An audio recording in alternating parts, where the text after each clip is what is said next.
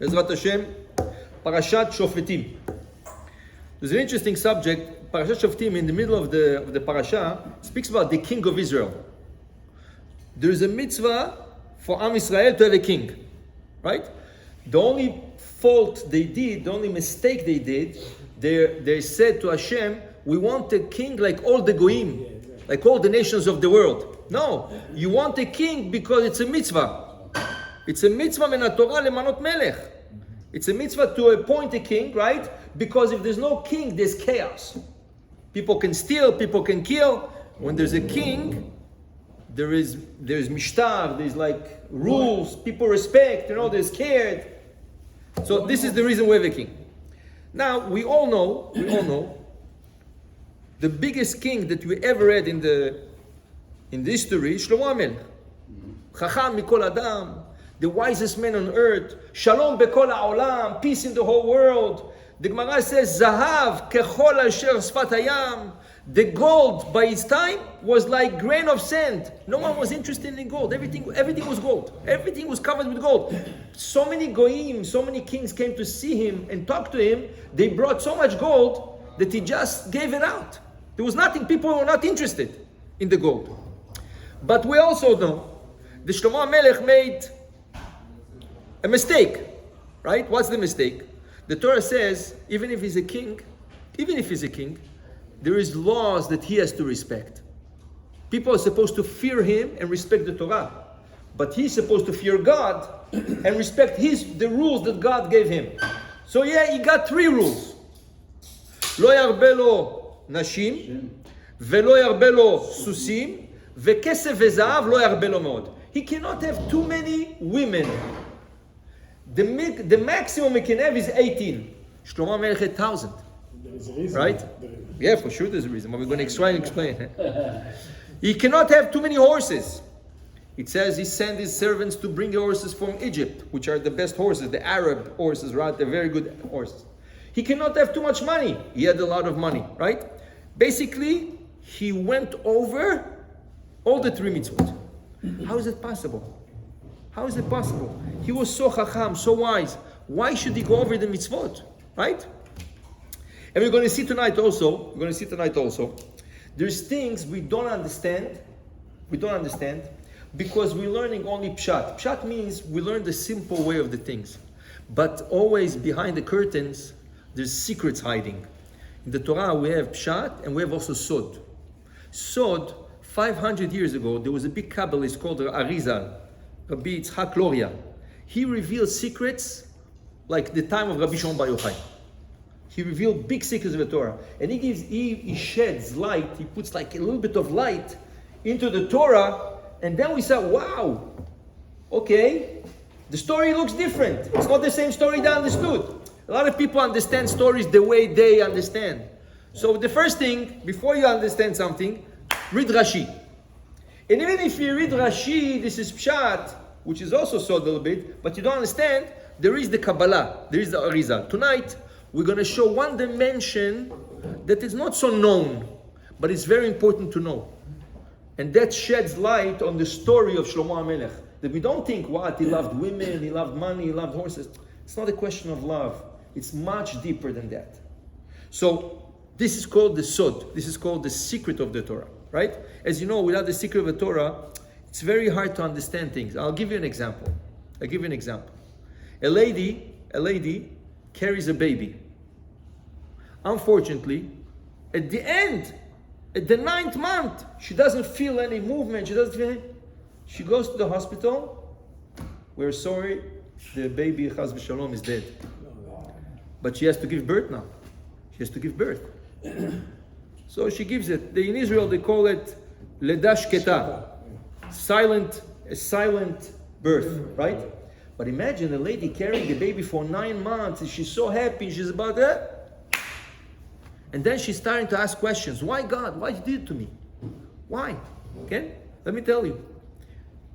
The Bet Yosef, the one who wrote the Shulchan Aruch, right? He was married, his wife had a baby, and she had a miscarriage at the 9th month. Now the Bet Yosef, besides the Shulchan Aruch, he used to learn a lot of Mishnayot. By learning Mishnayot, he created the Malach. And this Malach was called the Magid. And the Magid would come every night to study with the Bet Yosef. So when his wife had a miscarriage, the Malach came to him. He says, do you know why your wife had a miscarriage? He says, no, I don't know. I'll tell you why. There was a decree on you to die. You were supposed to die. But if you die, who's going to write Shulchan Aruch? But there's a decree upstairs. There's a decree. You know what Hashem did? He made your wife have a neshama in her, and this neshama died for you. You were supposed to die, so this neshama died for you. Who can understand such things? And this is a malach revealing to the Bet Yosef, shaya gzera alav v'yatzach lamut, and the baby died instead of it. Right? So sometimes we question God. Every question has an answer, but not everybody has a zchut to have a malach like the Bet Yosef. But there is an answer for everything. Tonight, we're going to look for the answer. Ma pitom, Shlomo HaMelech is marrying so many women, and especially Bat Paro, which the Gemara says, the night that he married Bat Paro, Malach Gabriel yarad la'olam. Malach Gabriel came down to this world. He got so upset, and he pierced the ground, and out of the ocean came out the island of Italy, the boot. Italia. Italy. The boot, you know, the boot. When he married Bat Paro, Malach Gabriel came down, took a spear, לקח רומח, תקע בים, he planted in the sea, and an island came up. Which is this island? Italy. Sicily. Right? Hey, Sicily, the whole boot, the whole boot over there, right? Came out. Who came out of there? Rome. What did Romans do? They destroyed Beit HaMikdash. But let's see the story slowly. Let's go step by step. Let's not jump. Let's go step by step. Wow. As you know, Shlomo HaMelech was Chacham Mikol Adam. He was the wisest man on earth, right? But because he was wise, he tried to do something that others tried to do and didn't succeed. But he said he's so smart that he's going to succeed. And unfortunately, it didn't happen. And let me tell you exactly what it is. The Arizal says there is a concept called Gilgulim. Gilgulim means reincarnation. Neshamot coming back to this world. Born, living, going up after certain 70, 80, 90, 120. And so sometimes they come back in the world. Says the Arizal, Moshe Rabbeinu came to the world and passed away at the age of 120. His neshama is returning in the world, b'Shlomo HaMelech. How do we see that? Says the Arizal, because it says in Psalm 90, Tzadik, Tefillah leMoshe ish Elohim. Tefillah leMoshe. That's what David HaMelech, nachon? LeMoshe, look, turn the letters around, Shlomo. If you permute, you put Shin over here, Shlomo. LeMoshe. Tefillah leMoshe. Who writes the Mizmor? Who writes Psalm 90? Moshe Rabbeinu. As you know, we said, David HaMelech wrote 90% of Tehillim. But there's 9 other personage, right? People that wrote the Tehillim with him. Moshe Rabbeinu, Avraham Avinu, the kids of Korach, right? The Mizmor that Moshe writes, Tefillah leMoshe Isha Elohim, he insinuates that his neshama is going to come down to the world in Shlomo HaMelech, Chacham Mikol Adam. Who was the wisest person in Torah? Moshe Rabbeinu. After him, who was it? Shlomo HaMelech. He got the wisdom of Moshe Rabbeinu. So why? רגע, מה אתה אומר? Drink your Sprite, רגע, Why in you rush? We're explaining. תגיד לנו, Moshe Rabbeinu tries to bring this world to what's called the Tikkun. The Tikkun means the final destiny. What's the final destiny? To come back to the state of Adam HaRishon lifnei HaChet. The state of Adam HaRishon before the sin. Before the sin of Adam and Chava, they were supposed to live forever. The Jews always aspired to get to this point. And there was a lot of tentatives to get there. Unfortunately, didn't succeed. Moshe Rabbeinu tried that. The Meraglim, the spies, tried that. What do you think they brought grapes for? Because what's the fruit Chava is using to give Wine. Adam? Grapes. Yeah. Wine. They tried to do tikkun. Where was the sin in Israel? They went to Israel. They tried to do tikkun, the slander, te'ena. Why te'ena? They brought a fig. Why fig? Because one of the opinions says the tree was not grapes, it was a fig. This was also tikkun which failed. And then comes Shlomo HaMelech, and he wants to bring back what Moshe Rabbeinu didn't succeed, the Meraglim did not succeed. He says he's going to succeed. 1 second. He's the reincarnation. Shlomo HaMelech is the reincarnation of Moshe Rabbeinu. Moshe Rabbeinu tried to do something. He tried to bring us to the state of Adam HaRishon Lifnei HaChet. But how do you get there? You have to gather all the Jewish souls in the world and bring them to one place. You have to gather all the Jewish souls from all over the world and bring them one place. Who can do that?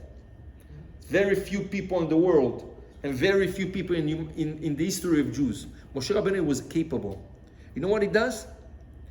Before coming out of Egypt, he takes all the Jews that's left. But we know 12 million Jews died. There's a lot of neshamot still hanging in the air. All the Jews are coming out, but there's still neshamot hanging in the air. He sees those neshamot reincarnated in the Egyptians nation, Goyim. He wants to bring them back to the Jewish nation, convert them, and take the neshamot and bring them back to our people. Who does he accept? Erev Rav. Erev Rav is a group of Egyptians that came out of Egypt with the Jews, which God is telling Moshe Rabbeinu, I don't want them. I don't want them to come out. I don't want you to convert them. They're not good for the Jewish people. They're going to give you a lot of problems. And every problem there was in the desert was them. But Moshe Rabbeinu insists with God. So God tells him, you know what? What, I'm going to fight with you? You think you know better? Take them. Convert them. Bring them out with you. Do whatever you want. But you're going to suffer from that. Who did the Egel Hazav, the golden calf? Erev Rav. Who always complained? Vaitlonenu ha'am. Ha'am is the Erev Rav. Always them. Right? So why Moshe Rabbeinu? But this idea is, no, but in this Erev Rav, in those Goyim, there is Jewish sparks of souls, nitzotzot. And I have to bring those nitzotzot back to me. And this way the tikkun is going to be shalem, complete. And this way we come back to the state of Adam HaRishon before the sin and we live forever. Right? Did he succeed? Unfortunately not. Because what happened is, in Matan Torah, right, we get to a point that they did Egel Hazav, right, the golden calf. They did the golden calf.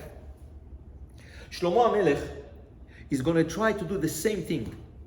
Same thing. How does he do that? He does it by marrying Bat Paro. Where is Bat Paro coming from? Egypt. Moshe Rabbeinu tried to do the tikkun in Egypt. He tried to bring it to Israel, all the Jewish souls. He tries to take what we call the klipa. Klipa means the hardest piece of tum'ah, of impurity, bring it back to the Jewish nation, letaken ota, purify it, and bring the tikkun. So before we go on, we have to have one piece. It's like pieces. After it's like a puzzle. You put all the pieces together, you see how the puzzle is a full picture. One more piece in the puzzle. Who saved Moshe Rabbeinu in Egypt? Bat Paro. And also his sister Miriam, right? And his mother Yochevet took care of him. So basically, Moshe Rabbeinu had two mothers, Yochevet and Bat Paro, right? Says the Arizal, Yochevet Bat Paro shared one neshama. But then, the second Bat Paro, in the time Shlomo HaMelech, had a second neshama. I wrote over here, Chava 1, Chava 2. What's Chava 1, Chava 2? As you know, when God created Chava, she didn't end up marrying Adam. She ran away. She went and she married the Satan, the first Chava. Then God has to take like a bone from the cage, from thoracic cage, and build a woman. This is going to be Chava number 2. Right? This is Chava number 2. So it's Chava 1, which marries the Satan, which is the bad part. And Chava 2, which marries Adam, which is the better part. What happens? This Chava, these two parts of Chava, the Neshama of Chava, they come down to the world. Chava 2 comes good in the good part, where Yochevet, which is the mother of Moshe Rabbeinu. Chava 1, which is the hard part, the impure part, right, comes down in the daughter of Paro. Says Shlomo HaMelech, if I marry her, able to convert her, able to bring her back as a good Jew, Jewish woman, right, the tikkun is finished. I must do that. 1 second. When does he get married to her, you know? After 7 years building the temple, the Bet HaMikdash, the next day, when he does Chanukat Habayit, the inauguration of the temple, this is the day he decides to get married to Bat Paro. En ma'arvim simcha besimcha. What are you mixing the two smachot? You cannot mix two joyous occasions together. Means you cannot do bar mitzvah, brit milah, and make one meal. זה נקרא בהלכה, אין מערבים שמחה בשמחה. You cannot mix two smachot together. If you have a bar mitzvah and brit milah, you do bar mitzvah in one synagogue, you do the brit milah in the other synagogue. Right? For example, a grandfather. Somebody's a father, a grandfather. So his younger son has bar mitzvah. His daughter gave birth to a baby boy. So and the bar mitzvah and the brit are the same day. So he says, 2 birds in a shot. I'll do tefillat shachrit. Shachrit is the same for brit milah and bar mitzvah, נכון? I'll do one seudah, I'll do one meal, and I'll do the meal for brit milah and bar mitzvah. You cannot. En ma'arivim simcha besimcha. So how is Shlomo HaMelech, which knows all the Torah, how is he going? And the day of the inauguration, Chanukat HaMizbeach, Chanukat Bet HaMikdash, he goes and he marries Bat Paro. How can he marry Bat Paro on the same day? Do it another day, not the same day. Rabbi, didn't marry her the night before? The night, no, the same The day. day before. It went to the night. He went into the night. It's the day. For 7 years, says the Midrash, for 7 years, he didn't drink wine. Amar Rabbi Yudan. כל אותם 7 שנים שבנה שלמה בית המקדש, all the 7 years that he was building the temple, לא שתה יין, he never drank wine. A king without wine, 7 years without drinking wine for a king. He has the best wine, the best sellers, especially him. 7 years, it says, till I don't finish the Bet HaMikdash, the building of Bet HaMikdash, I don't drink wine. The night he married Bat Paro, אותו הלילה שתה יין. And he was drinking 2 cups. 1 cup is for Bet HaMikdash, for the building, and 1 cup is for marrying Bat Paro. Says HaKadosh Baruch Hu, you really think I'm going to accept this? You really think I'm going to accept you marrying the Bat Paro?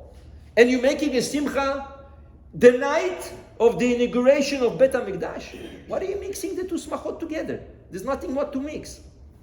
It's not the end. That night, says the Midrash, she brought into the wedding 1,000 minei zemer shel avodah zara. 1,000 instruments, musical instruments, which she played, her musician played to avodah zara in Egypt. She brought them to Israel, and they were singing by the wedding. Ribono shel olam, how can you accept that? No, in his house, in his palace. How can you accept she bringing musicians that play music to avodah zarah, to idolatry? You accept for her to play the night of the wedding? You don't say anything? Didn't she convert? Maze, how can you let such things? This is things that we read in Tanakh. We don't understand. You read it in Tanakh, but no one explains. Ma kore po? How is it possible? Shlomo HaMelech, okay, listen. He wants to marry Bat Paro. But avodah zarah, come on. How can you let this, right? I found something super interesting. Not interesting, super interesting. Right? Let me read it to you.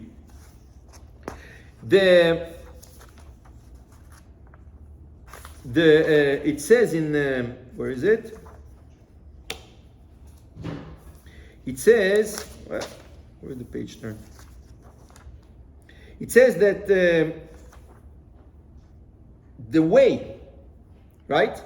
The way to overcome, okay? This is Likutei Rab Moharan. Rav Nachman, right? Rav Nachman. Likutei Moharan. He says like this. There is a pasuk in Tehillim. Vayar batzar laem b'shom'o et rinatam. Hashem looked upon them and he saw they're in a difficult situation. And he heard their song. B'shom'o et rinatam. Says Rav Natan, כשיש חס ושלום איזה גזרה וצרה לישראל מאיזה עקום, if there is a decree that the non-Jews do on the Jews, and it's a very harsh decree, azai.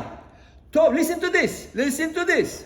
When there's a decree from the non-Jews on the Jews, azai, טוב לנגן הניגון של אותה עבודה זרה שהם מאמינים בו, וזהו בשומו את רינתם, וירא בצר להם. You know how you're going to get saved from this decree? בשומעו את רינתם. Listen to their music of עבודה זרה, and you're going to be saved. הפך מה שאנחנו חושבים. You listen to the music of the עבודה זרה that they play, you're going to be saved from them. Says, according to this, there's a sefer called Vayomer Eliyahu. Now we understand a little bit, with what we could understand, right? With our small understanding. Why does he let this? Why does he bring her in the night of Bet HaMikdash? Because he wants to do tikkun. Why does he let her play 1,000 musical instruments of Avodah Zarah? The night of the wedding, Avodah Zarah, you let her play musical instruments? Just the opposite, להכניע את הכוח שלה, to bring her tum'ah, to bring it down. Okay. And this is the tikkun. But something is going to happen over here. Every tikkun that comes to the end needs the right time. It has to be the right time. If it's not the right time, you can do everything. You can do everything you want. You won't succeed. Moshe Rabbeinu, he tried to do the tikkun by taking the Erev Rav and trying to convert them. That was not time yet. You know what happens? Let me read to you what happens, right, when of the tikkun, the time of the tikkun, right, does not arrive yet. What happens then? So listen to this. It says over here, again, Rav Nachman, he says, צריך להיזהר מאוד, a person should be very careful, שלא לאכול פרי שלא נתבשל כל צורכו. You have an apple, you have an orange, you have a banana, any fruit which is not ripe 100%, don't eat it, it's dangerous. Any fruit which is not ripe completely, you can see the apple. You see it's still yellow, it's not ripe yet because all the apples are red and this one is still yellowish, it's not, and he's small and he's sour. Don't eat it. Lama? He says, כי יכול להזיק מאוד לנשמתו. It will do bad, not for your body, to your neshama. If it's not completely ripe, you're going to suffer, in your neshama is going to suffer from this fruit, right? But, ואם כל זה, אם מברך הברכה של הפרי בכוונה או ביראת שמיים, אז יכול להינצל מזה. If you make the blessing, borei peri ha'etz or borei peri ha'adama, depending, and you do it with kavanah gdolah, with a lot of intention, you could be saved from that, and your neshama is not going to be affected. So if there is such a concept that the unripe fruit is dangerous for a neshama, unripe tikkun is also not good for your neshama. But listen to this. Listen what happens when you try to do a tikkun and it's not the time. Says Rav Nachman, you know what happens? When you try to do a tikkun, it's not a time, you fall asleep. Where do we see it? Moshe Rabbeinu. Moshe Rabbeinu is taking out the Jews from Egypt, bringing them 3 months later to Har Sinai. They want to receive the Torah. The next day they're about to receive the Torah. What are they doing? Sleeping in. How long they slept in? 2 hours. They were supposed to wake up 5 o'clock. They woke up 7 o'clock. Why did they fall asleep? How is it possible? You know that tomorrow you're going to receive the Torah. For 3 days they prepared themselves. They washed their clothes. They went to the mikveh. They studied Torah. Why did they fall asleep? Just the night after they fall asleep. Says Rav Nachman, you know why? Because when you're trying to do a tikkun and it's not its time, automatically you fall asleep. So they fell asleep. And that's why we stay up on Shavuot, the day of Matan Torah. We stay up to do the tikkun that they slept in 2 hours. What happened to Shlomo HaMelech? Also. Shlomo HaMelech is getting married to Bat Paro. He's trying to bring the tum'ah, the impurity down. He's trying to push everything to the right place, to put the tikkun in its place. And then the next day, he sleeps in how many hours? Double. 4 hours. Where the Mishnah, it's a Mishnah, teaches us that's the first time in Jewish history of the temple that the Korban was brought 4 hours later. Usually, if you look at Masechet Yuma, they tell you the Kohanim would wake up just when it's still night. They would go spread all around the Bet HaMikdash and wait for the first rays of the sun. As they see the rays of the sun, they would say, Barkai. The Kohen would ask him, Hebron also is lit? Yes, Hebron. Shchita, right away. The first rays of the sun, they didn't wait a second more, right? First time in history, Shlomo HaMelech, he has the keys of Bet HaMikdash. He doesn't let any Kohen, any Levi to open the doors. He's coming every morning. He's coming on time, before the Kohanim even. Opening the doors, making sure the Kohanim come in, prepared himself, waiting for the sun to give its rays, right? And what happens that night that he marries Bat Paro? It's not time yet. Therefore, what's going to happen? He falls asleep. How many? Double what happened in Har Sinai. You tried to do something Moshe Rabbeinu didn't succeed. You trying to do that? No. He's falling asleep 4 hours. And they caught him at the last minute. That was the last minute to do the Korban. If he would sleep a little bit more, if his mother wouldn't see what's going on, Batsheva wouldn't come to see what's going on, he would sleep in. That day they would miss Korban HaTamid. She caught him at the last minute. And she got the keys and she opened and everybody did the Korban. And that's one of the Eduyot, one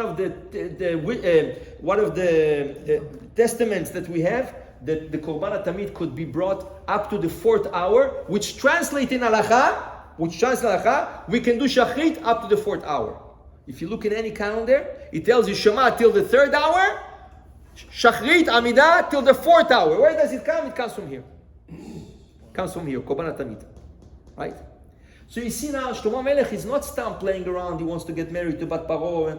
A political game. Some say it's a political game. He tried to make peace with everyone. No! He's trying to do the tikkun of Mitzrayim that Moshe Rabbeinu unfortunately was not able to do at the end. Right? He's trying to do in his time. Why? He says, this is the time. Why is it the time? Because he said, if we got to Israel and we got to build the Bet HaMikdash, this is the right time.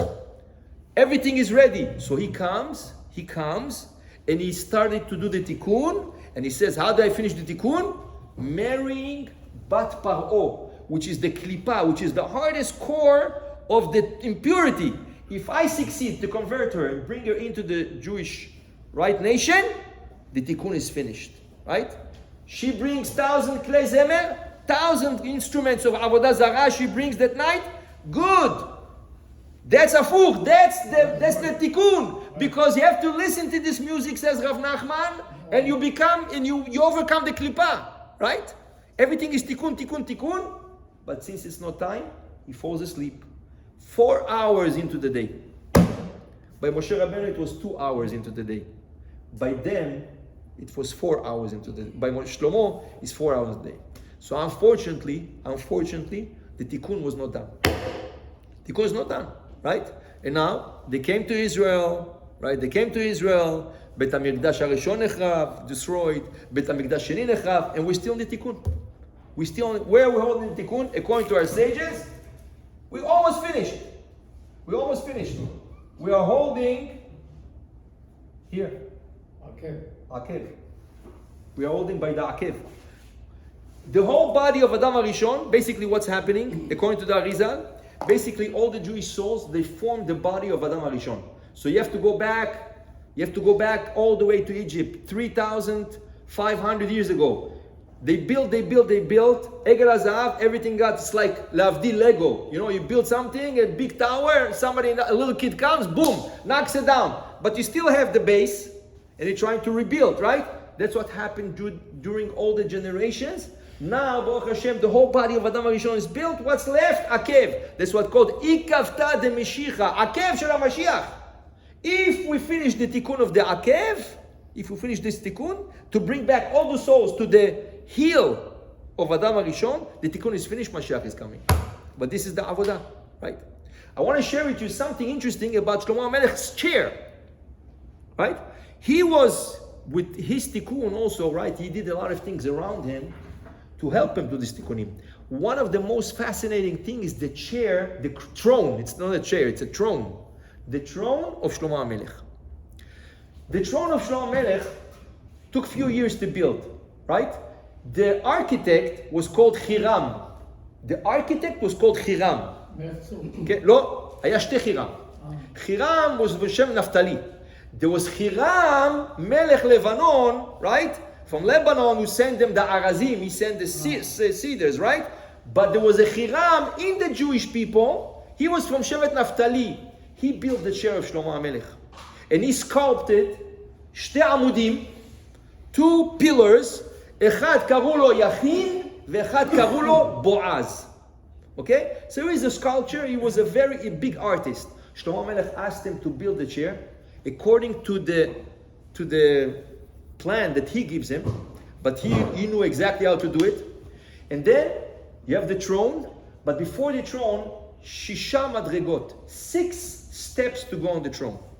In this week's parasha, the Torah gives the king 6 mitzvot. First mitzvah, lo tateh mishpat. Don't till the mishpat. Do justice. Means when you judge the just righteousness with righteousness. Lo takir panim. Don't take shochad, right? Don't take money to play around. Okay, in his favor. Lo takir panim. You should. Sorry, lo takir panim means don't give favoritism to one of the sides. The Gemara this week in Chok L'Israel Toras, when Baalei Dinim come, don't say, okay, ata tishev, ata ta'amod. You cannot say, you sit down, you stand up. No, either both sit down, either both stand up. Don't say, okay, what do you have to say? The guy talks for half an hour, the other one wants to open his mouth, shtok, okay, shamati. Why you do that? Ze lo takir panim. You cannot make favoritism, right? Lo tikach shochad, you're not allowed to take, right? Bribery, right? Lo tita ashera, you're not allowed to plant a tree right next to Bet HaMikdash. Lo takim matzeva, you're not allowed to put a piece of stone and to bow down to it, l'shamayim, because this is avodah zarah. Lo tisbach kol shesh bo ba'al mum, any animal that has a mum, that has a physical defect, you're not allowed to sacrifice to God. Shlomo HaMelech makes 6 steps before coming to the throne. Listen to this, what the Midrash Shimoni, Yelkut Shimoni is telling us. On the 6 steps, there's going to be from one side, 12 lions. Means 12 lions. From the other side, 12 eagles. Each lion puts out his hand, each eagle puts out his wing. When Shlomo HaMelech comes to go up, he has to step on the lion's hand and the eagle's wing. Now, on a regular position, they're sitting down. As he's stepping on it, you see the lion moves his hand and the eagle moves his wing. How does it do? Chokhmat Shlomo. This is the Chokhmah. We don't know. This is his wisdom. Now, as he's going up on the first step, the lion, כתוב במדרש שמעוני, gives him a note, והוא קורא. מה הוא קורא? לא תטה משפט. So he reads, לא תטה משפט. תודה רבה, Mr. Lion, חזק וברוך. He goes up the second step. The lion, the second pair of lions, and the eagle, they give him another note. לא תכיר פנים. Don't make favoritism. And this is how he climbs all the way up to the sixth step to his throne. A dove comes, מביאה לו כתר. A dove comes, brings a keter, שמה לו בראש, and she brings him a sefer Torah katan, a small sefer Torah, which he has. Why? In this week's parasha, מה כתוב? וכתב לו ספר תורה, וקרא בו כל הימים, he should write himself a ספר תורה, and read it all day. איך כל הדברים עובדים? We don't know. אין את החוכמה הזאת היום. There was no, what's the technology? Maybe today, maybe with technology today, with the AI, right? You'll be able to do it, maybe. But how did he do it? How did he do it like 3,000 years ago? Who knows? This was the Chokhmat Shlomo. Next to his chair, שתי נביאים. There's two נביאים, Gad ונתן הנביא. Gad הנביא, נתן הנביא. Two נביאים at this generation sitting next to him. On the line, 70 הזקנים sitting on 70 chairs made out of gold. Sanhedrin, כל הסנהדרין יושבים עליו. Listen to this. Before I get to this, are you allowed to have a statue? בכלל? סתם, שאלה. לא. You want to put in your house, in the front of your house, two statues of lions. I see some houses, they have like lions. You allowed to do this? No. עבודה זרה. זה עבודה זרה. איך עושה את זה בכלל? איך מותר? Are you allowed to make 12 lions, 12 eagles? And some say in the Midrash, even bears, there were bears and wolves over there. בכלל, איך אפשר לעשות דבר כזה? It's not my question. תוספות שואל את השאלה ביומא. תוספות is asking the question in מסכת יומא, how is it possible for שלמה המלך to make a throne, right? ואין לומר דה על פי הדיבור. Don't tell me God told him this. How can God make an exception for him? מה, אם זה אסור לכולם. If it's not allowed to make a statue, it's not allowed for everybody. So how did he do that? Listen what Tosfot answered. אולי זה כמו אליהו הנביא בהר הכרמל. You know, Eliyahu Hanavi, when the Jewish people unfortunately practiced Avodah Zarah, so he told them, build the altar, build the Mizbeach, we'll make two sacrifices. Of the Avodah Zarah, the priests are going to make their sacrifice, I'm going to do my sacrifice, and we're going to prove who is God, right? That was an exception, because halacha-wise, there was a temple at that time of Eliyahu Hanavi. They were not allowed to make an altar. You're supposed to go to Beit HaMikdash. Even in the Parashat last week, it says, the Parashat Re'eh. Answer Tosfot, you know, Shema, בהמילתא איכא למגדר מילתא, שהיו עדים באים להעיד בפניו, היו אריות שואגים ונואמים, כמו שיש במדרש, ומתוך כך מתפחדים להעיד עדות שקר. Listen to this. Did you ever hear about the polygraph? You know what's a polygraph? Yeah. That's called the lie detector. Yeah. Right. There's a machine, you put your hands, and they ask you, did you do this? No? Shakran, look it. The machine is, the needle is going up and down. You liar. Did you were there? No. Oh, shakran. Right? This is a polygraph. Mechonat emet. Lie detector, right? Yeah. You know that the lie detector was this? Says Tosfot. למה הוא עשה את זה? Why did he do that? It's not עבודה זרה. When two witnesses came to him to be judged, he was a judge. When two witnesses came to him, the lions started to roar. The eagles started to bang their wings. The witnesses got so scared, they wouldn't say now a lie because they're scared to be eaten up by the lions. זה נקרא למגדר מילתא. You're doing it for the Torah. The same way Eliyahu Hanavi did it to bring back the people to believe in God, he did it to scare the witnesses, שלא יאמרו שקר. They shouldn't say a lie. So the first polygraph in the world was Shlomo HaMelech's throne. לכן הוא עשה את זה, אומר התוספות. That's what he did it for, right? But listen to this. This chair became so famous in history, every king in the world wanted this chair. Every king in the world wanted this chair. שלמה המלך dies. נפטר שלמה המלך. מה קרה? Jerusalem, Shishach, the king of Egypt, comes and fights against Jerusalem and takes away the throne to Egypt. לוקח את הכיסא, מביא אותו למצרים. He brings the throne to Egypt. סנחריב, the king of Babylon, מה פתאום? איזה זכות שישך? מה פתאום שישך? This throne belongs to Babylon. הולך. סנחריב fights Shishach, brings the throne to Babylon. Who fights סנחריב? חזקיה המלך. חזקיה המלך fights with Sancheriv. He doesn't have to fight. Angels fight for him. Sancheriv dies with all his soldiers. He brings back the throne to Yerushalayim. This is not the end of the story. Comes Paro neche. Paro comes from Egypt? No. Hey, chevre, you're exaggerating. It was by me, you come, Sancheriv comes, you come. No. I am bringing it back. Paro neche. Lama neche? He brings it up to Egypt, back to Egypt, tries to go on the first step, the lion over here gives him a smack on his foot, he becomes crippled for the rest of his life. Neche. Asa oto neche. He made him handicapped for his rest of life. Lo ala ala kiseh yoter. He didn't go up on the chair anymore. But it was in Egypt. זה נשאר במצרים. איזה זכות. You see the throne of שלמה המלך. Comes נבוכדנצר, מלך בבילון, מלך בבל. מה? You took it away from Sancheriv? מה פתאום? Goes to fight and brings it back to Babylon. This chair goes in Babylon from Nebuchadnezzar to Koresh. And who inherits this chair?